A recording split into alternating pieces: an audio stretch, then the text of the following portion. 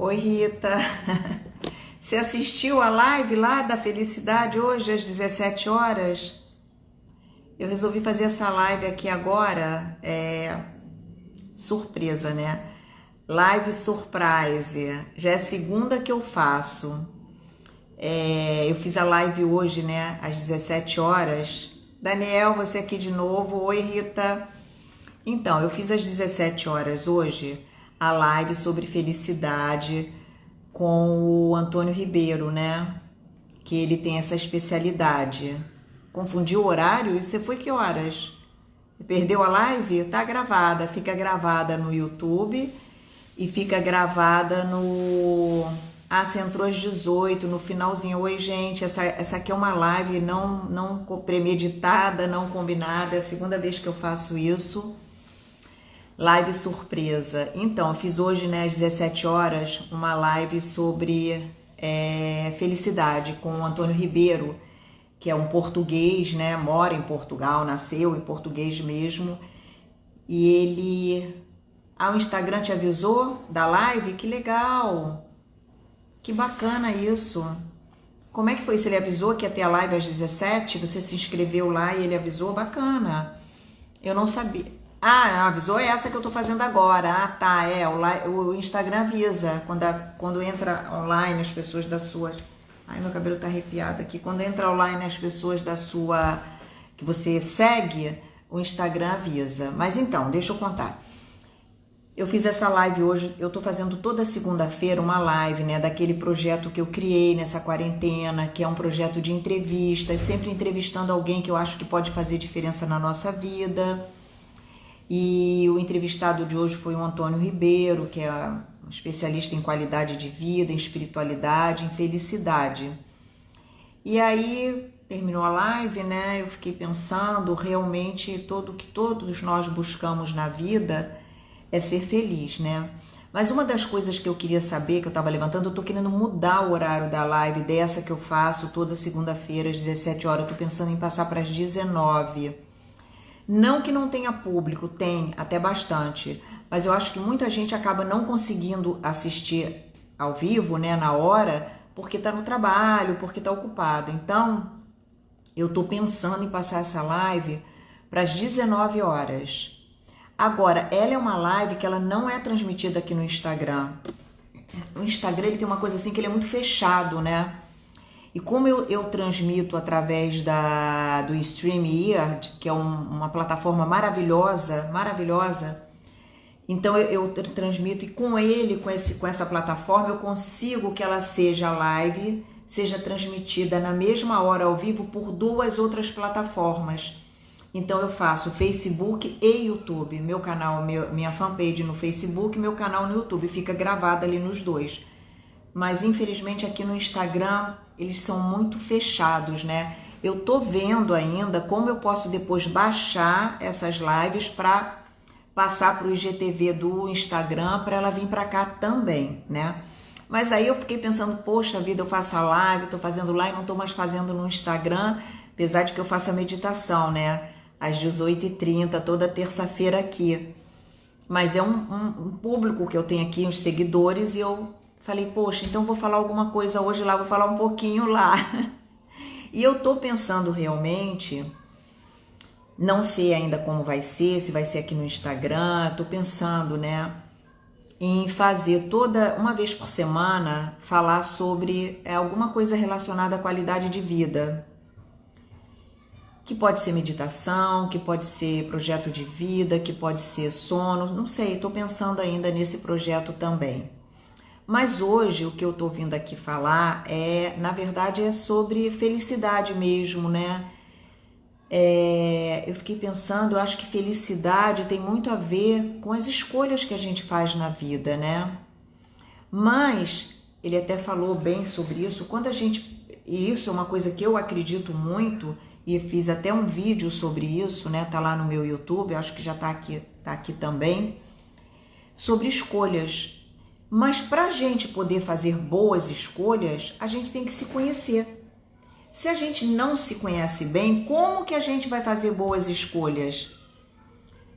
E as boas escolhas influenciam na nossa felicidade, né?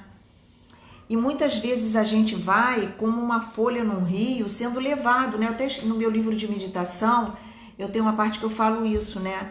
Que a gente, grande parte da nossa vida, a gente vai como se fosse uma folha no rio sendo levada pela correnteza, bate numa pedra, bate em outra, afunda, depois volta à tona, sem ter o poder, na verdade, de escolha real. Então, por quê? Porque para a gente saber fazer boas escolhas que levem a gente à felicidade, a gente precisa ter autoconhecimento. Sempre começa pelo autoconhecimento. Olha, o coaching é autoconhecimento, a meditação é autoconhecimento, todas essas outras terapias complementares, que eu não vou dizer alternativa, que hoje elas funcionam como complementares, e ele até falou que se usa o termo também integrativas, né? Porque integra corpo, mente, espírito, né? Elas sempre vão para o autoconhecimento. Até o coaching volta a falar que o pessoal, coaching é uma coisa direcionada profissional, direcionada aos executivos ou a outro tipo de profissional que não necessariamente seja executivo, ou então pessoal. Então a gente segue, tem todo um processo que a gente segue no coaching, mas claro que a nossa experiência pessoal e nossa experiência de vida profissional faz uma diferença enorme em como a gente vai levar o coaching, né? Como a gente vai realizar esse processo com o nosso cliente, que a gente chama de coachee. Mas é autoconhecimento também. Porque ninguém muda nada, a gente não muda se não for através do autoconhecimento, se não for reconhecendo o que precisa ser mudado. Então a gente precisa primeiro reconhecer, aceitar o que não tá bom pra gente, primeira coisa que tem que ser. Para partir daí, a gente pensar o que eu vou fazer com isso. Se eu não tô gostando aqui como é que tá, o que eu vou fazer diferente para que tenha outros resultados? Porque eu repito isso, né? Eu acho que no meu vídeo de escolha eu falei isso, né? Que é uma frase, já todo mundo fala, né? Se você quer ter resultado diferente, você precisa fazer diferente. Mas, gente, isso é a maior realidade que existe. Se a gente continuar fazendo igual que a gente sempre fez, como que a gente vai ter resultado diferente? Não vai, né? Então, por exemplo, outro exemplo super simples, né? A gente planta feijão e depois quer colher arroz. Não, vai colher feijão. E se for bem plantado, né? Porque se não for bem plantado, não vai colher nada. Ou vai colher muito pouco. Isso serve para a nossa vida. Então, voltando ao tema felicidade, que foi o tema abordado hoje, tudo que a gente faz na vida, a gente faz querendo ser feliz, né? Todo mundo quer ser feliz, né? A gente busca. Então eu até levantei isso com ele na live, eu falei assim, muitas pessoas, a gente deixa de fazer coisas, deixa de se arriscar, deixa de repente de levar algum relacionamento para frente, ou de entrar num relacionamento, ou profissionalmente a gente deixa de mudar de empresa ou de ir para uma outra empresa porque fica preocupado em sofrer e não ser aquilo que a gente espera, ou de se entregar e de sofrer. E aí a gente fica com tanto medo de sofrer que a gente deixa de se arriscar. E de repente a gente deixa de viver talvez as melhores coisas na nossa vida. Talvez um grande relacionamento, talvez um grande aprendizado na empresa, né, de uma empresa nova, de uma profissão. Então a gente busca felicidade, buscar felicidade é muito importante, mas a gente tem que entender que não é evitando determinadas coisas que a gente vai ser feliz. E muitas pessoas fazem isso, tem tanto medo de sofrer, traz uma carga já, principalmente com a idade, né? Com a idade a gente passa por muitos relacionamentos pessoais, profissionais, amorosos, familiares, que nem sempre são como a gente gostaria que fosse. E em algum momento trouxe sofrimento, trouxe decepção. E aí muitas vezes a gente se fecha, a gente fica com tanto medo de sofrer de novo, de se decepcionar de novo, e eu tô falando em tudo. né? Claro que isso tem muito a ver com a parte afetiva. A parte afetiva é onde talvez muito forte isso, mas não é só no amoroso. É no profissional também, é no familiar também. E é a gente com a gente. Que é o quê? É você se arriscar, você se jogar na vida, você deixar as coisas acontecerem. Mas sempre é o que eu digo, para isso você precisa olhar para dentro e não pode ter medo de arriscar. Porque a vida, ela é o tempo todo a gente se arriscando. A gente não tem nunca certeza de nada. Você pode começar, por exemplo, falando de relacionamento amoroso, você pode começar um relacionamento dizendo que é o amor da sua vida, que tá tudo ótimo, tudo perfeito, e daqui a pouco acontecer alguma coisa que vai mudar aquilo tudo. Que não é exatamente como a gente pensava, né? Mas é importante isso, é importante a gente arriscar, mas arriscar sabendo o que a gente está fazendo. Então eu volto de novo aqui para o autoconhecimento. Aí vou falar de felicidade, que foi a live que eu conduzi hoje à tarde, né? A entrevista que eu fiz hoje, que foi às 17 horas, que foi no programa que eu tenho nesse projeto, né? Que eu tô novo, que é Nós Precisamos Falar Disso. E as pessoas adoraram, foi muito bacana mesmo, muito esclarecedor, teve partes muito profundas.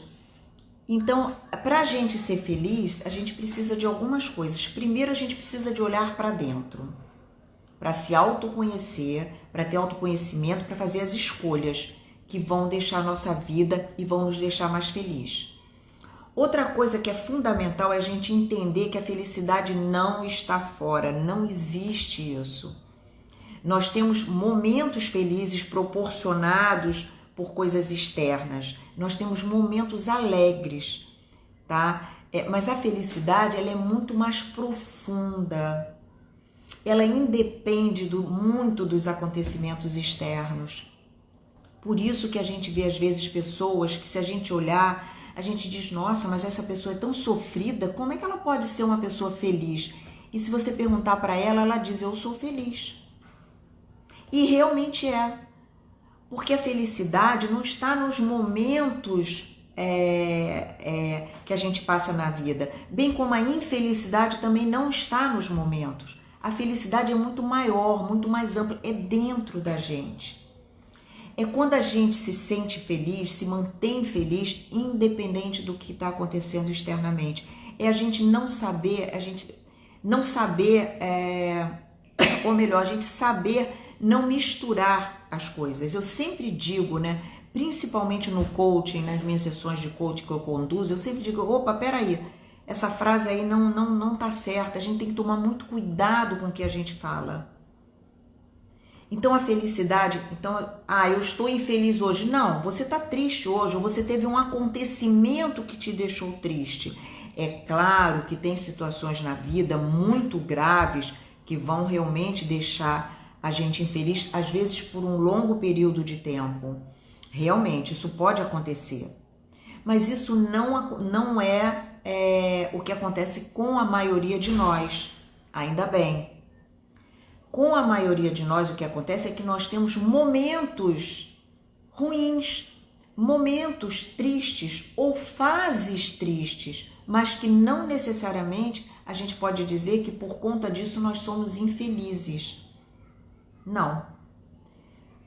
Porque você tem que ver o que te deixa feliz, como é que você está dentro de você.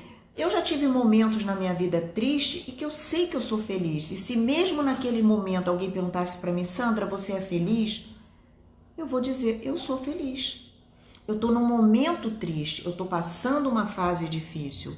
Da mesma forma que se você compra um apartamento, se você compra um carro, né? Você ou conhece alguém, começa um relacionamento, ou muda de emprego, ou está num trabalho melhor, você não pode dizer assim, agora eu sou feliz porque eu comprei esse carro, agora eu sou feliz porque eu comprei esse apartamento, ou agora sim eu sou feliz porque iniciei esse relacionamento, agora sim eu sou feliz porque eu estou ganhando bem. Não, não é verdade isso. Agora sim, você está num momento que te traz uma certa felicidade pontual relativa àquilo. que te traz uma alegria, uma satisfação. Na verdade, a palavra aí seria satisfação e não felicidade. A felicidade ela é maior, mas não que seja eufórica, maior no sentido que eu estou dizendo, ela é mais profunda, né? Não é maior em termos de euforia, não é isso. Ela é mais profunda, ela é mais enraizada. A felicidade, ela tem raízes profundas, fortes, sabe? Então, não é qualquer coisa que vai deixar você, que você vai dizer eu não sou feliz. Porque você vai olhar e vai dizer, você vai olhar para a sua vida e vai dizer, não, eu sou feliz. Eu tenho momentos que não, né? Eu, por exemplo, eu tive, a minha infância não foi uma infância tão boa, tá? Não foi uma infância difícil para mim, não porque eu passei momentos difíceis, mas no contexto familiar não era uma coisa tão agradável, né? Tão que me deixasse, então eu não posso dizer que eu tive uma infância assim feliz. Mas se eu for olhar atrás, lá eu era infeliz? Não. Não, eu não era infeliz. Hoje eu vejo, não era. Eu não tive uma infância como eu gostaria de ter tido. E isso influencia na vida da gente, influencia. Mas aí o que acontece? Desde muito cedo, eu sempre li muito. E desde muito cedo, naquela época eu não tinha consciência de ser feliz, se eu era ser feliz ou infeliz, tá? A gente não tem essa consciência como criança. Porque eu tinha toda uma estrutura material, de afeto inclusive, muito forte, de muito amor voltado para mim.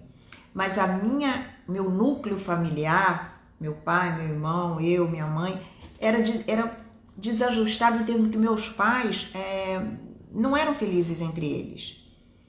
Era uma vida tumultuada entre eles. Então isso, claro que para os filhos, isso mexe muito. Independente do afeto que eles nos dessem, né? Que sempre foi muito, né? Interessante, mas a criança sente isso. Então, eu hoje olhando para trás, aí eu fico pensando, aquilo foi me levando, né, na minha vida. E eu comecei desde muito cedo a ler, eu sempre gostei muito de ler, muito. Mas quando eu falo muito cedo, sei lá, eu acho que com 7, 8 anos eu já comecei a ler e enfim. Isso me ajudou muito na minha vida, né? E isso traz autoconhecimento. E aí, eu até falei na minha live, uma vez que eu fiz também, contando minha trajetória da meditação, eu até falei que aí eu fui levando minha vida, eu casei, fiquei 23 anos casada, tenho um filho maravilhoso, meu casamento teve períodos muito bons, outros nem tanto como todo casamento, até que chegou uma hora que esgotou e eu preferia terminar o casamento. E que foi uma coisa muito boa para mim na época, porque não servia mais para mim. Como amigo, uma amizade sim, mas como um casamento, né, com amor, que tudo isso envolve, não me interessava mais. Mas, e eu não me senti, eu sempre senti na minha vida até então, até eu me descobrir nisso que eu faço hoje, eu sempre me descobri que estava faltando alguma coisa na minha vida, E que é interessante, porque o Antônio, que hoje foi meu entrevistado sobre felicidade, ele falou a mesma coisa, que ele sempre trabalhou materialmente muito bem, profissionalmente muito bem, ganhando bem, tendo uma vida casado, mas ele sentia assim, está faltando alguma coisa. E essa alguma coisa eu só consegui preencher com muito autoconhecimento, eu só descobri realmente, só aconteceu, de eu inclusive ter a coragem de mudar de uma coisa para outra, né, com tudo isso que envolve você trocar de profissão, porque veio primeiro muito autoconhecimento, vieram terapias, né, veio a meditação, eu fiz primeiro terapia individual muito nova, eu tinha 20 anos, 19, 20 anos, não, mais, uns 23, quando naquela época fazer terapia não era uma coisa tão aceita. Tanto que eu fui a primeira pessoa na minha família a fazer terapia. Era uma coisa meio um pouco, sabe, achava que era pessoa que não era muito bem, que, né, psiquiatra então, era uma loucura, uma psiquiatra eu não precisei. Mas a terapia sim, eu fiz. sempre nesse processo. Por quê? Porque eu sentia assim, caramba, eu não tô feliz. Sabe, eu sentia isso, eu não tô feliz, que já vi uma coisa da infância, eu não tô feliz. E eu tinha uma consciência muito grande de que eu vim aqui para ser feliz. Eu vim aqui nessa vida para ser feliz. Por que eu falo nessa vida? Porque aí a parte, mas eu acredito realmente em outras vidas. Então, mas isso é uma coisa minha. Mas eu falava para mim, eu vim aqui para ser feliz, eu tinha essa certeza absoluta. E acho que todos nós viemos aqui podendo ser feliz, né? Aí, claro, tem pessoas, eu digo uma outra coisa, nossa, isso aí é uma coisa que vai longe, porque eu digo uma outra coisa, nosso livre-arbítrio é muito pequeno, na verdade. Mas esse pequenininho que ele já dá pra gente fazer muita coisa. Mas ele é muito pequeno, porque a gente nasce já em determinado...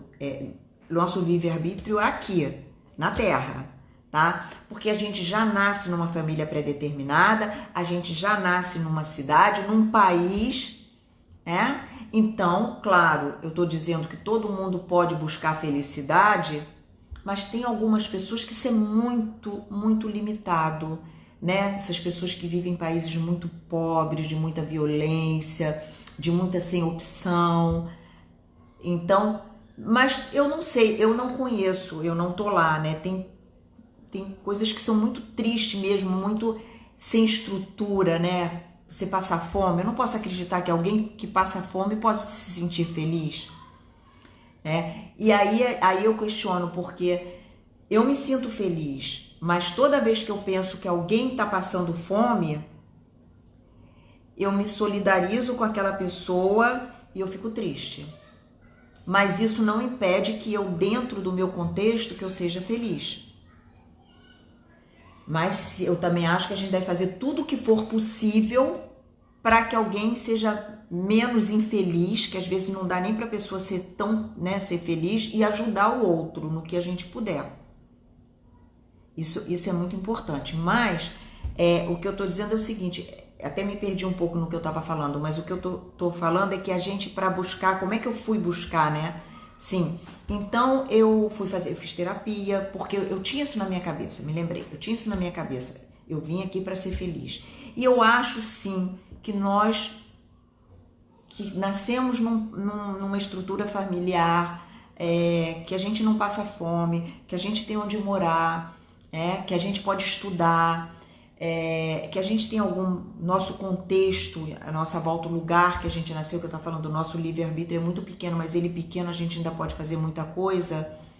Mas quando a gente já nasce, isso já ajuda muito a forma, onde que a gente tá, né? Como é que a gente veio, onde que a gente tá.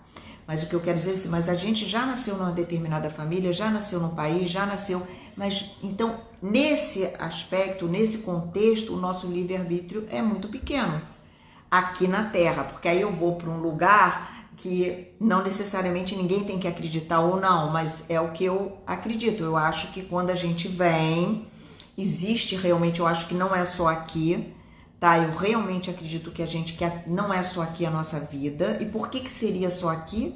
E por que a gente só pode acreditar que é só aqui, que não tem outra? Eu acredito que tem. Eu acredito que a nossa alma não morre nunca, que tem um outro lugar, uma outra dimensão que nós vamos, porque nós somos energia pura, então isso vai para outra dimensão. E eu acredito sim que a gente reencarna, tá? E acredito que quando a gente reencarna, a gente vem já escolhendo lá, a gente escolhe a família que quer, o país que quer. Mas não é porque é karma, não é para vocês uma punição, não.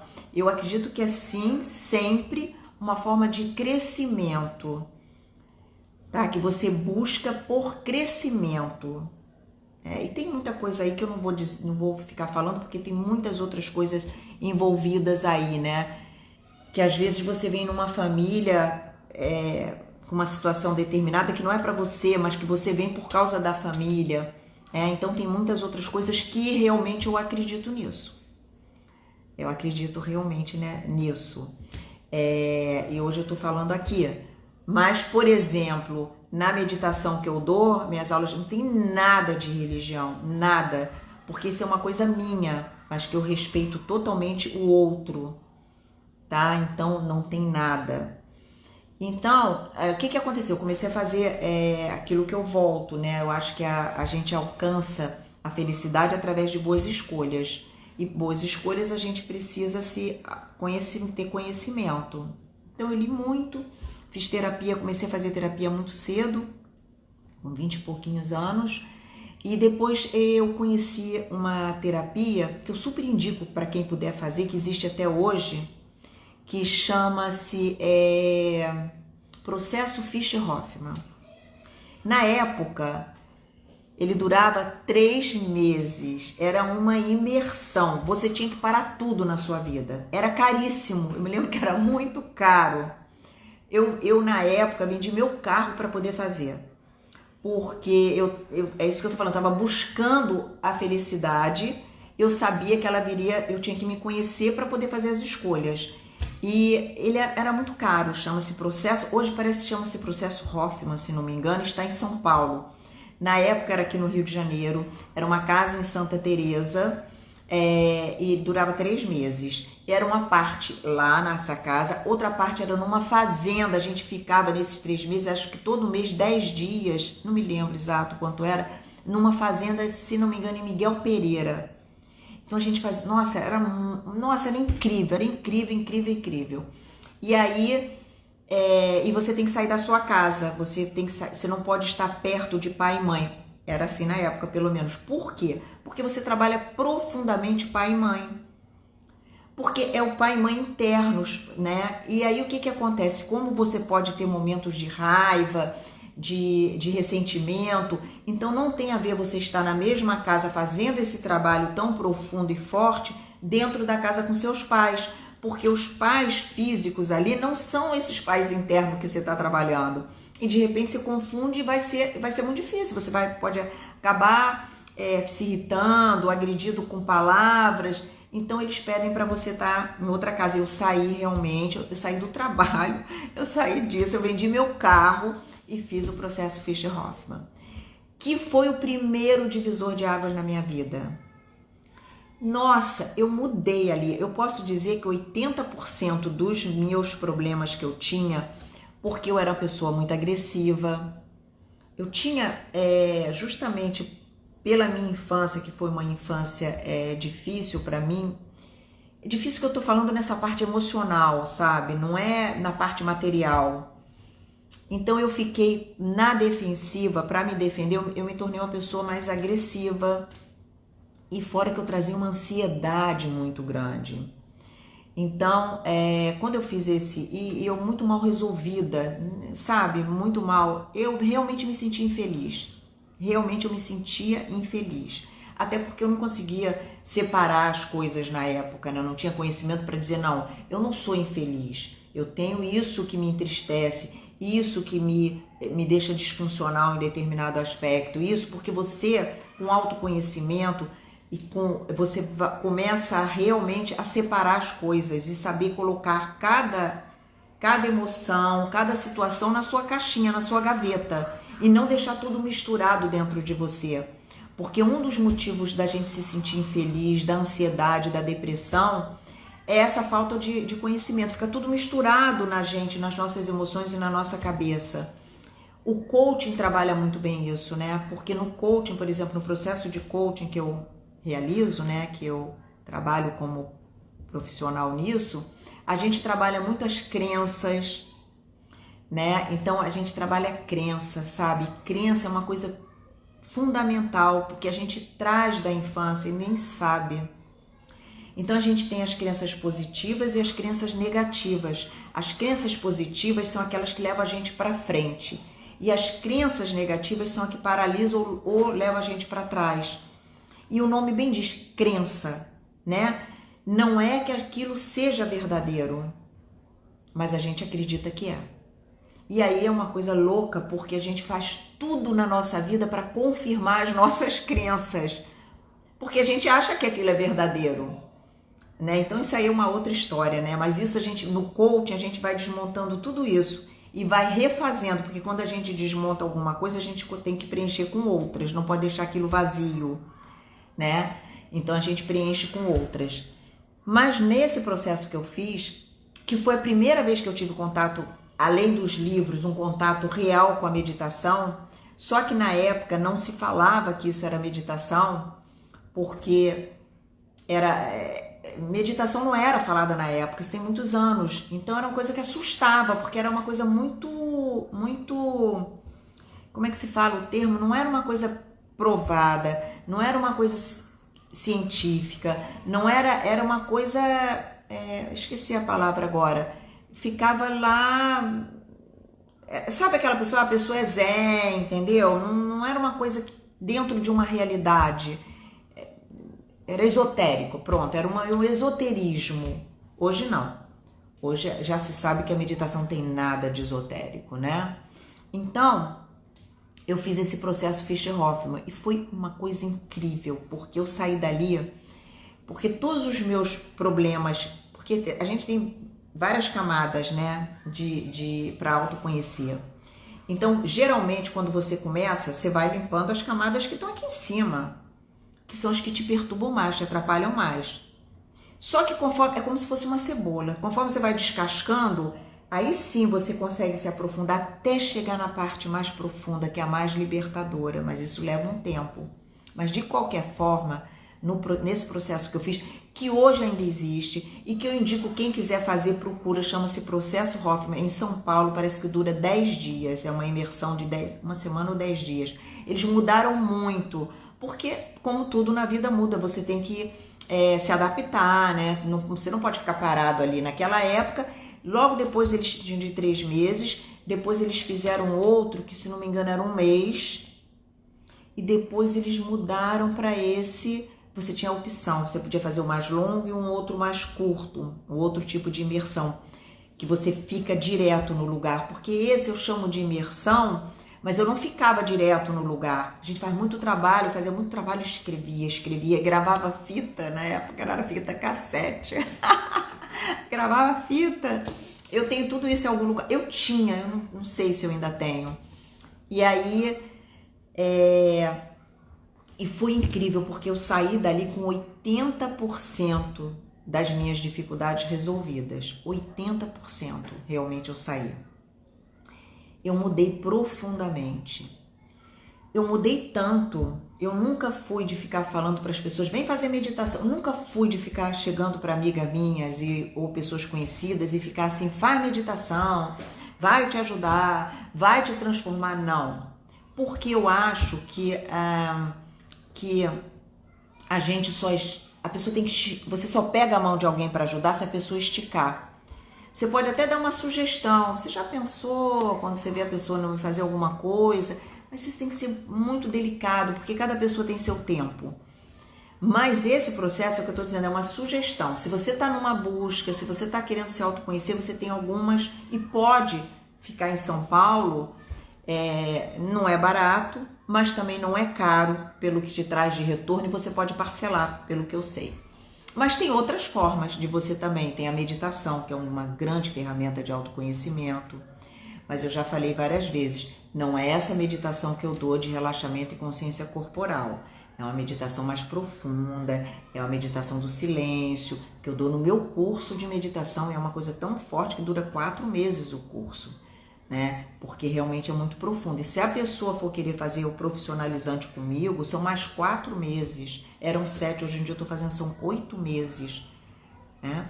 E o coaching, ele dura em torno de 6 meses e dependendo do tipo de coaching vai ter 1 ano e meio. É mais curto do que a terapia, mas eu não estou desfazendo da terapia, porque cada um tem que ir por onde sente que pode, né? Por onde se identifica. Porque uma terapia normalmente, dependendo do tipo, dura mais, né? Dura 2 anos, 2 anos e meio, às vezes até mais. Tem as terapias breves, mas elas são focadas numa determinada situação e não no todo, tá? Agora, aí é isso. Aí eu vendi o carro, fiz o processo Fischer-Hoffmann, foi um dinheiro, nossa, super bem investido, porque eu pensei assim, o que adianta eu ter carro? O que adianta eu fazer isso tudo? Se eu não tô feliz? Aí eu investi na minha felicidade. Fui lá, paguei o curso. Agora eu vou dizer para vocês, eu paguei a metade vendendo meu carro. A outra metade, o meu namorado na época, que depois foi meu marido, pagou para mim. Porque era muito caro, eram 3 meses de imersão. Então você parava de trabalhar, ainda tinha que pagar. Olha, a pessoa tinha que ter muita vontade de mudar e de se autoconhecer. E realmente isso eu sempre tive. Aí, bom, aí eu tive uma mudança, as pessoas, aí eu tava falando que eu não fico influenciando ninguém para fazer, mas as pessoas viram a minha mudança. Então, algumas pessoas do meu círculo, na época meu irmão, e algumas outras pessoas foram fazer, porque viram a minha mudança, né? Então foi a primeira grande mudança, foi o primeiro divisor de águas na minha vida.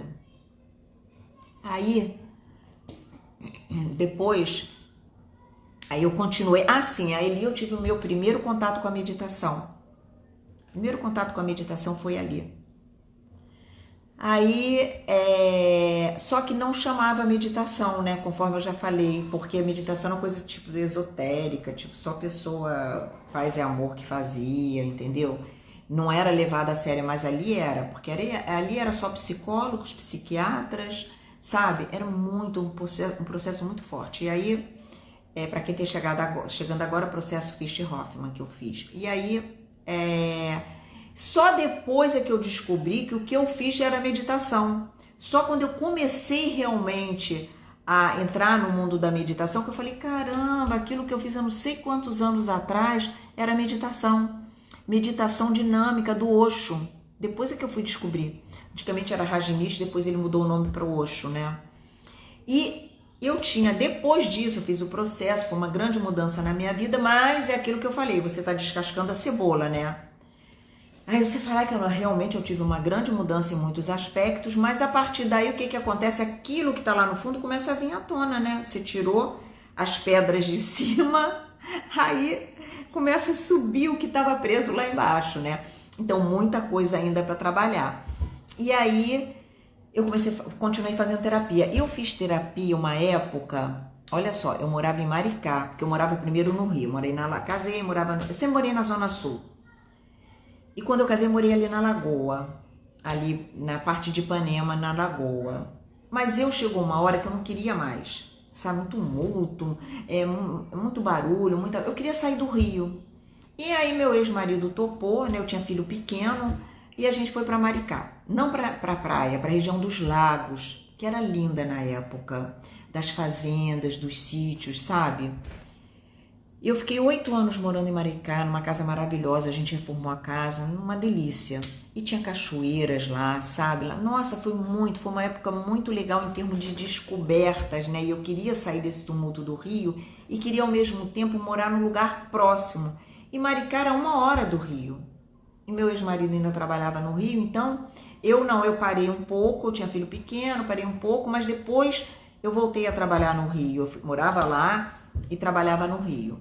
E aí eu voltei à terapia, porque assim, eu sempre assim, fiz um tempo de terapia, depois parava, me sentia assim, poxa, isso aqui que eu tava querendo resolver, eu resolvi, aí dava uma parada, né? Porque você às vezes precisa dar uma parada, elaborar tudo aquilo, né? E eu acho isso muito importante. Às vezes a pessoa quer fazer 2, 3, 4 sessões por semana, de seja o que for, às vezes é necessário naquele momento de pico de pressão que a pessoa tá, mas depois não, porque a pessoa precisa elaborar o que foi dito, o que foi falado, o que foi sentido. Isso serve na meditação, por isso que o meu curso de meditação ele acontece 1 vez por semana, para você treinar o restante da semana em casa. Claro que tem algumas situações, por exemplo, às vezes tem pessoas que vêm de outros estados para fazer o curso comigo, porque aproveita férias, aí não tem condição. Eu tenho que fazer uma coisa, uma imersão, né, de meditação, e a pessoa tem que ter muita disciplina para poder continuar na vida dela. O coaching é a mesma coisa. Eu já peguei algumas pessoas de coaching que precisavam de um resultado para 2, 3 meses. Então foi uma imersão, a pessoa fazia coaching comigo todo dia e alcançou, tá? Foi uma das coisas mais recompensadoras que eu tive, né? Porque ele era da Petrobras, ele queria mudar de área, bom, é uma história, e aí ele conseguiu e ele me ligou chorando, sabe? Assim, caramba, eu consegui. mas ele foi muito disciplinado, ele foi muito, sabe, ele queria descobrir o que estava impedindo ele, e foi muito rápido o nosso trabalho. Por isso que eu estou dizendo que é muito importante, se vocês um dia forem fazer coaching com alguém que não seja eu, vocês busquem alguém que tenha mais conhecimento na área humana, sabe? Modéstia à parte, como eu tenho, devido a todo esse trabalho, todos esses anos com meditação, né? Porque não pode ser só uma coisa teórica, sabe? Você tem que conseguir olhar além, você tem que perceber a outra pessoa além do que ela tá falando, porque só assim você realmente consegue ajudar. Porque é tudo, de qualquer forma, você vê 6 meses a 1 ano, 1 ano e meio é quando a pessoa faz o executive coaching, né? Porque a pessoa faz o pessoal, começa pelo pessoal, vai para o profissional, que pessoal e profissional é meio misturado, as coisas, mas é importante ter esse início até chegar no executivo. Eu acho muito importante ter isso tudo, porque é autoconhecimento. Mas enfim, voltando lá, aí eu fiz eu ia para o Rio de Janeiro fazer terapia. E aí eu saía de Maricá e vinha uma vez por semana fazer terapia. E o meu terapeuta, que puxa, eu fico tão chateada que eu esqueci o nome dele, eu queria tanto lembrar, porque eu gostei tanto. Eu tive 2 terapeutas, tirando o processo Fischer-Hoffmann, lá atrás eu tive 2 terapeutas muito incríveis. Uma foi uma mulher que eu me lembro o nome dela, Adelaide. Foi terapia em grupo. Nossa, era maravilhosa ela. Aí eu larguei ela para fazer o processo Fischer-Hoffmann, né? Eu parei com ela para fazer o processo Fischer-Hoffmann, depois eu não voltei. Porque depois do processo é uma coisa tão forte que você precisa de um tempo realmente para digerir tudo aquilo, né? E aí eu tive o outro, que é esse. Ele era psiquiatra, psicólogo, mas era na parte psicólogo com ele. Ele atendia inclusive no INSS como psiquiatra. Cara, ele era muito bom, muito bom. E ele fazia meditação, mas eu também não sabia que aquilo era meditação. Então, na terapia dele, ele fazia você olhar para um ponto, sabe? Focar naquele ponto. Ele fazia uma parte de relaxamento. Era totalmente diferente. E ali foi um outro processo meu, também incrível de... não teve não posso dizer que foi um divisor de água na minha vida. Divisor de água eu só tive 2 na minha vida. Foi o processo Fischer-Hoffmann e a meditação, tá? Mas foi uma coisa assim que acrescentou muito para mim. E aí depois disso, eu tive uma outra também, porque eu já fiz algumas vezes terapia, eu gosto de... Agora mesmo eu tô fazendo uma, porque sempre a gente tem coisa para autoconhecer, e quanto mais eu me autoconheço, as coisas novas para mexer, você também, mais eu consigo ajudar o outro, né? E mais eu consigo melhorar a minha vida. E aí eu também tive uma outra muito boa, ela era de casal. Também era incrível, ela, não lembro o nome, não sei se era Suzana, acho que era Suzana. Nossa, ela foi uma pessoa, também me acrescentou muito, ela foi muito importante para mim. Muito, eu fiz uma terapia de casal na época com meu ex-marido, e foi uma coisa assim, sabe, mas não foi um divisor de águas. E eu fui me separar depois, entendeu? Mas você sabe que as terapias, elas ficam dentro de você, né? Como coaching, sabe? Fica dentro de você. A meditação, para quem faz o curso e continua, ela o tempo todo você vai evoluindo e aprofundando, né? Até hoje, eu tenho insights, eu tenho coisa que eu falo, caramba, é a meditação, sabe? Então, até hoje, olha que eu pratico há mais de 25 anos, né? Então, onde eu tô querendo chegar com tudo isso? Aí, por conta disso tudo, cada vez mais eu fui entendendo o que é ser feliz, entendendo o que é felicidade, né? Porque esse papo aqui hoje trata disso, né? Da live de hoje de tarde que foi sobre felicidade. Então, eu cada vez eu comecei a entender mais o que é ser feliz, o que é felicidade. Comecei a entender mais como você se frustra quando você acha que a felicidade está ali fora, né? E que você fica buscando ela fora. Então, aquela história que a gente conhece, que é assim, eu vou ser feliz quando eu me casar. Eu vou ser feliz quando eu comprar meu apartamento. Eu vou ser feliz quando eu trocar de carro. Eu vou ser feliz quando eu me aposentar. Então, o ser feliz fica sempre lá fora e no futuro. E, na verdade, a gente vive o presente, né? A única coisa que a gente tem nessa vida é o presente. E é o que a gente traz de dentro. Então, uma coisa que realmente deixa as pessoas desestabilizadas, ansiosas, com depressão e, de fato, longe da felicidade, sem entender direito se é feliz ou não. Às vezes a pessoa, quando ela começa a fazer essa limpeza, esse autoconhecimento, ela percebe que ela é feliz.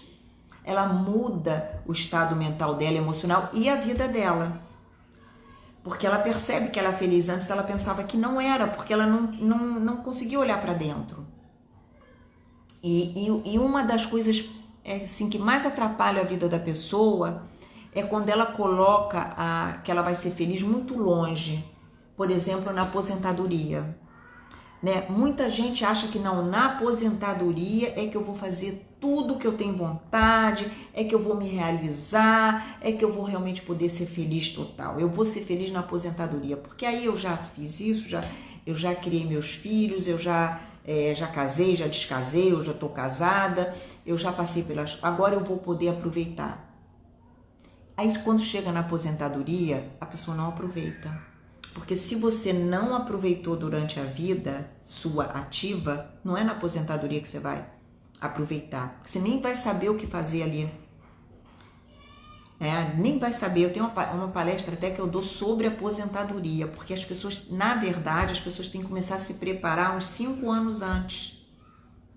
A pessoa tem que ressignificar alguns aspectos da vida dela, a pessoa tem que começar a aprender a fazer alguma coisa diferente do que ela fazia, preencher o tempo, principalmente o homem, né?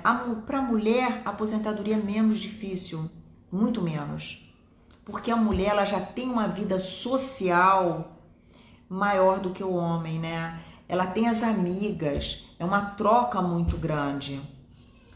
A mulher na aposentadoria, a dela é mais fácil. Ela tem mais atividades normalmente. O homem não. Para o homem, a aposentadoria pode ser um peso enorme. Realmente, eles podem ter depressão, crise de ansiedade. Pode começar... Tem casamentos que acabam na aposentadoria do homem. Por incrível que pareça. Tem casamentos que acabam quando o homem se aposenta, porque a mulher não aguenta, o relacionamento dos dois acaba, ele não aguenta ela não aguenta ele, mas não é essa a questão. É porque o homem de repente fica dentro de casa e começa a ocupar um espaço que ele não tinha esse espaço, que ele não precisava ocupar, e ocupa de uma forma negativa. E ele não tem vida fora, quase. Então é muito importante, eu falei assim, a mulher não aguenta, mas não é só a mulher que não aguenta, o casamento acaba se deteriorando, imagina, e quantas vezes a pessoa pensa, na aposentadoria vai ser maravilhoso, a gente vai fazer isso, a gente vai fazer aquilo, a gente vai viajar, só que você não fica viajando 365 dias do ano, né? Nem todo mundo pode nem viajar. Então, é uma coisa que você tem que se preparar para a aposentadoria, principalmente os homens. Como na quarentena, um exemplo menor. Exatamente. Olha o que está acontecendo na quarentena, Carla. Olha só, ela está falando uma coisa muito certa. Agora, olha que interessante, né? Por isso que eu estou dizendo, na live, acho que da outra semana, foi com a Maria Helena, uma psicóloga, e a gente falou sobre perdas e lutos, mas não luto de morte, perdas de morte, essas também. Mas perdas e lutos dessa mudança que a quarentena fez na nossa vida. E aí, ela falou que ela atende muito casais, e ela falou que realmente muitos casais estão mal, mas que muitos casais que estavam relativamente afastados se redescobriram, sabe, nesse momento de intimidade maior, se redescobriram, estão muito mais unidos. E ela falou que tem homens que fazem terapia com ela que tinham amantes e acabaram, sabe? Então, tem esse lado também, né? Mas na aposentadoria pode também ter esse lado, pode ter, mas o ideal é que a pessoa, principalmente o homem, ele se prepare para a aposentadoria. Comece a buscar o que ele vai fazer, como que ele vai ocupar o tempo dele, porque senão vai chegar na hora, ele pode levar 2, 3, 5 anos para se redescobrir, se ressignificar nisso, se é que vai conseguir. E às vezes acaba ficando doente e uma coisa que poderia viver mais 10, 15, 20 anos, pode virar uma aposentadoria curta. Né? E hoje em dia as pessoas estão vivendo mais. Isso é outro assunto, porque você precisa se preparar para viver mais bem, com saúde. Mas quando eu digo saúde, não é só saúde física, é saúde emocional.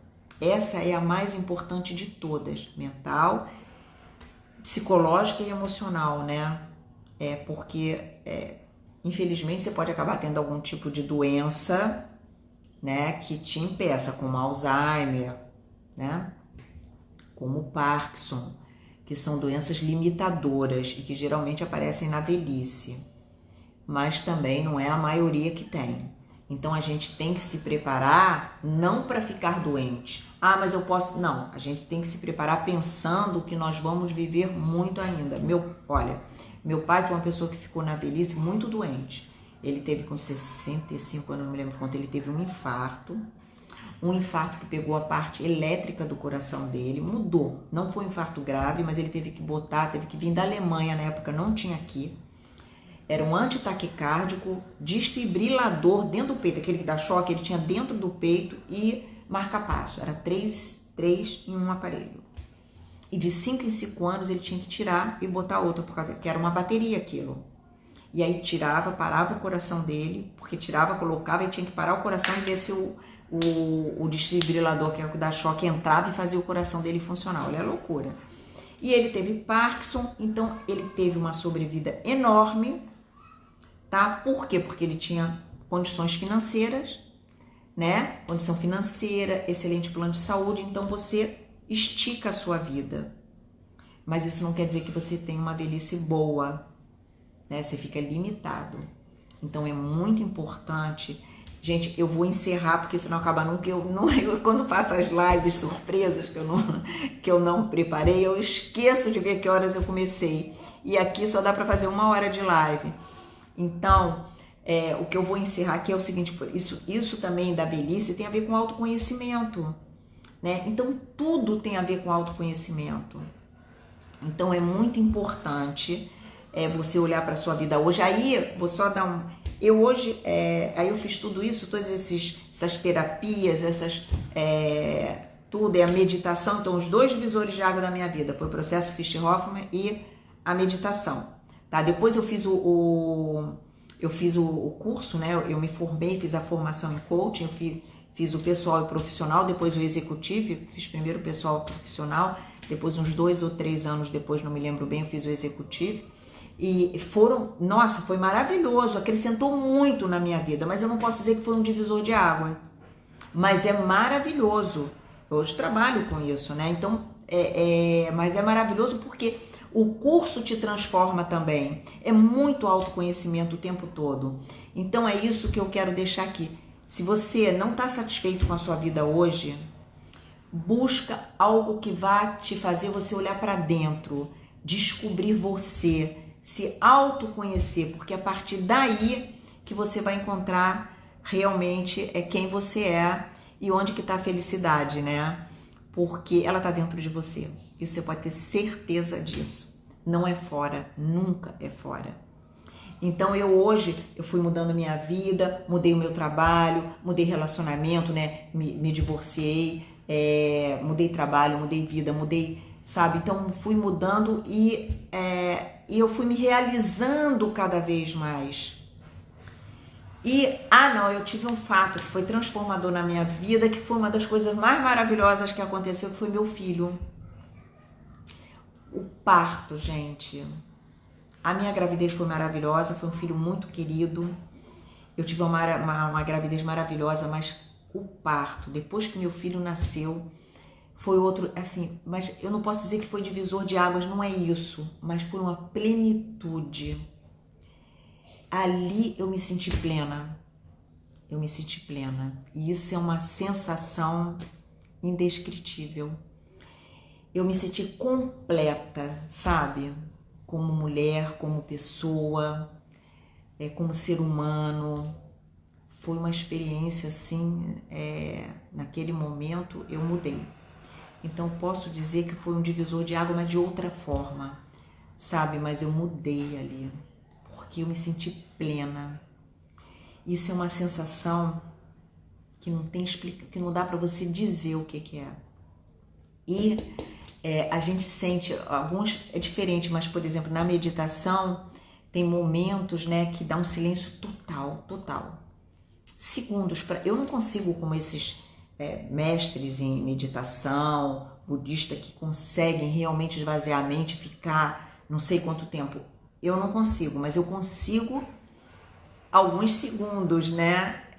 Que é uma sensação assim indescritível, porque você não pensa em nada e ao mesmo tempo você se conecta com tudo. E eu acho que é uma plenitude também, mas é diferente, cada uma, né, num contexto diferente. Mas o nascimento do meu filho me deixou plena, preenchida. Isso assim, não tem nada que pague isso, né? Nossa.